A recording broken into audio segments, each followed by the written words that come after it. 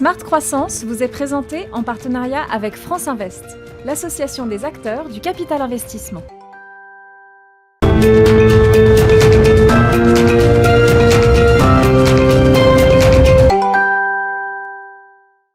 Bonjour à tous, bienvenue dans Smart Croissance, votre rendez-vous consacré au capital investissement sur Bismart. Alors le thème du jour, c'est le capital investissement et la RSE, l'ESG. On en parle avec Mireille Cliting, bonjour. Bonjour. Vous êtes vice-présidente de France Invest. Alors l'ESG, qu'est-ce que c'est? Parce que tout le monde ne parle que de ces fameux critères, mais on a du mal à savoir à quoi ça correspond. Alors ce sont des critères extra-financiers qui ont été déterminés au niveau international pour aider les entreprises dans leur évolution vers un monde plus durable. Alors dans ESG, on a E pour environnement, S pour social, G pour gouvernance. Donc environnement, typiquement, c'est la mesure de l'empreinte carbone d'une entreprise, c'est sa capacité à réduire ses consommations de ressources, alors que ce soit électricité, que ce soit eau, sa gestion des déchets. Quand on parle après en S, donc là on est là au niveau du social, c'est combien de personnes handicapées sont intégrées dans l'entreprise, les plans de formation. Et puis G, la gouvernance, c'est comment l'entreprise est dirigée, comment elle est structurée, organisée. C'est la part des femmes dans les conseils d'administration, c'est la lutte contre la corruption.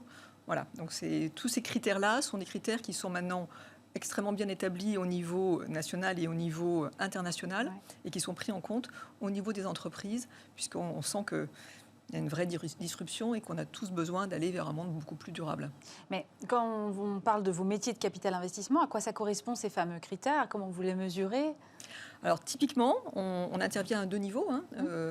L'ESG, il s'applique au niveau d'un fonds, parce que déjà il faut faire, soi-même être compliant au niveau ESG.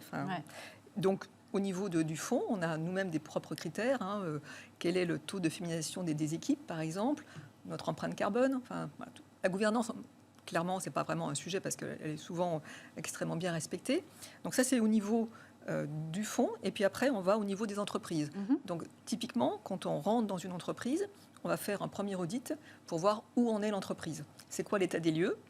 Et puis ensuite, avec le dirigeant, on va établir un plan de route pour dire, sur la partie environnementale, il y a sans doute des choses à améliorer. Qu'est-ce qu'on pourrait faire ensemble? Comment on peut vous aider là-dessus? Et donc, on établit un plan de route pour pouvoir, améliorer les choses et faire en sorte que quand on sortira, dans 5 ans, 6 ans, la société ait amélioré son empreinte ESG. D'accord. Est-ce qu'il y a des thèmes d'importance plus que d'autres dans votre profession? Alors, clairement, ça dépend des secteurs.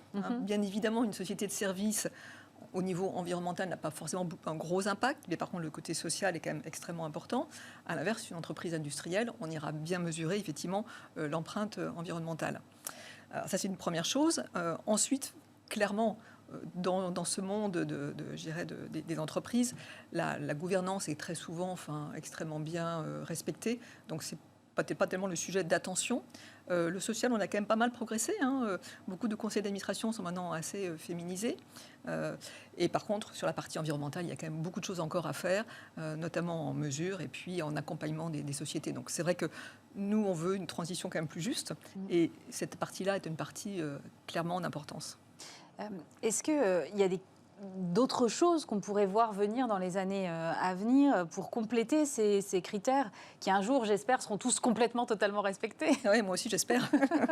Alors, clairement, on a une pression au niveau international. L'Europe, notamment, a mis une grosse pression pour qu'on arrive notamment à une empreinte carbone neutre en 2050, ce qui était même fabuleux.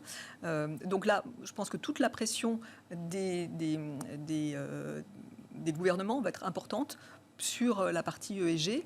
Et puis la prise de conscience, je pense aussi des consommateurs qui poussent aussi. Donc on a à la fois les investisseurs au sens, ceux qui investissent dans nos fonds qui donnent une pression relativement importante, les consommateurs qui agissent eux-mêmes.